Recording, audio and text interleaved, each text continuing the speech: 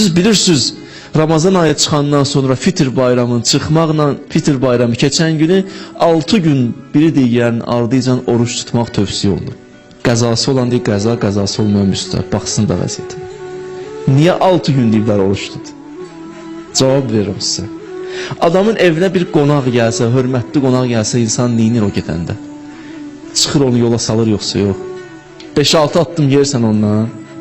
Sanki Ramazandan sonra 5-6 addım gedirsiniz, ayı yola salırsınız. Yəni gedirsən. İkinci mənası bilirsən nədir? İkinci mənası budur ki, demək istəyirsən, sanki mən səndən bezməmişəm ha. Mən səndən bezmədim ha. Mən oruç tuturam sən çıxandan sonra, yenə də 6 gün. Birdən bəzi insanlar deyər, şükür Allaha qurtardı. Belə fikirləşər. Nə bağda bu kəlmələri deyəsiz? Allah alar əlimizdən gələn Ramazan orucu. Adamlar var, tuta bilmədi, xəstəlikdən indi üzürlü səbəbi oldu. Amma ürəyi qaldı bu Ramazan ayında. Amma Allah sizə bizə nəsib elə daxı. İndi o qardaşlarımız, bacılarımız da tuta bilməyib, o demək deyil, üstün insan deyirlər. Xeyr, indi müəyyən səbəblə nəsib olmadı. Amma indi ki sizə nəsib olub, birdən belə gileylənərsiniz, şükür Allaha heç nə qalmayıb. Bu kəlməni demişsinizsə tövbə edin. Belə şeyə şükür düşməz. Əlimizdən çıxır böyük bir ay. Digər mənası nədir 6 günün? Ayədə var Qur'an-ı Kərimdə mən cəə bil həsənə fələhu əşru əmsaliha. Kim bir dənə yaxşı əməl eləsə 10 pay verirlər. Ramazan gündə 30 gün tutdunuz, sanki 30'u vurdun ona 300. 6 gündə tutsun, 6'ını ona vursun 60, 360. Yəni bu qədəni tutsun, sanki bir il oruç tutmusan. Bir mənası da budur. Və Ramazan ayının sonuncu günü, onun axşamı, yəni o axşamdan sonraki səhər gəlir Fitr bayramıdır.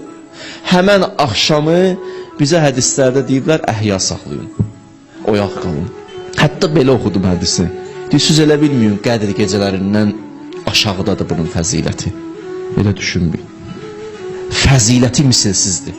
Əli əleyhissalam haqqında oxudum ki, heç vaxt o günləri yatmazdı, oyaq qalardı. Hədis belədir, mən əhya leylətəl eyd ləm yəmut qalbuhu. Kim o gecəni oyaq qalsa qəlbi ölməz. O gündəki bəzilərin qəlbi öləcəyi qiyamət günü, ölü qəlblə gələcəklər ilahi səhnəyə, bu qrup insanların qəlbi ölməz və diri qalır. Əməllərindən deyirəm sizə, o gecəni verməyin bunlar əldən al. 6 rikətlik namazı var. 2 rikət qılacaqsınız, 3 dənə. Niyyətiniz bu olacaq, bu gecənin namazını qılıram qürbətən Allah.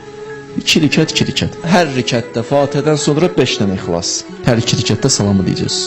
Hədisdə var, kim bu namazı qılsa, qiyamət günü nəinki özü cənnətə gedər, öz ailəsini şəfaət edib əlindən tut cənnət aparar. Bu qədər savab var bu namazın. İndi ailədə ola bilər namaz qılırdı da, günahı da çox idi.